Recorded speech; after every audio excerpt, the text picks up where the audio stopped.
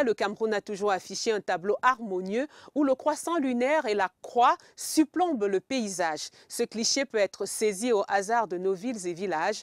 Morceau choisi au quartier Tinga à Yaoundé avec notre reporter Diana Eyango.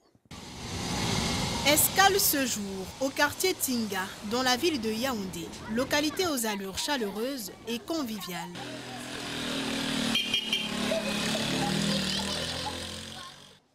Difficile de discerner parmi ses habitants une nuance d'obédience religieuse.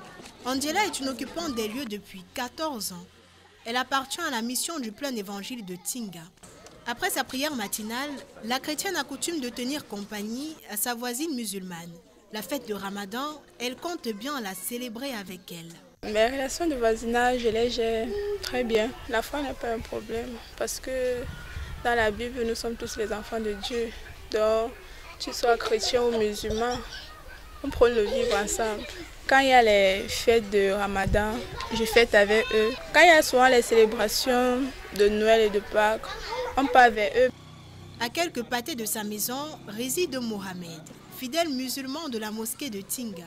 Un bon disciple d'Allah, il accorde une priorité à son prochain sans distinction quelconque. Le voisin en islam est très important, très indispensable. Quand il y a souvent la fête du Ramadan, j'invite tous les voisins, j'invite les amis qui ne sont pas musulmans, on fête ensemble. Quand ils ont aussi leur fête, on répond aussi à leurs invitations. La diversité religieuse ici n'est guère un frein à la cohésion.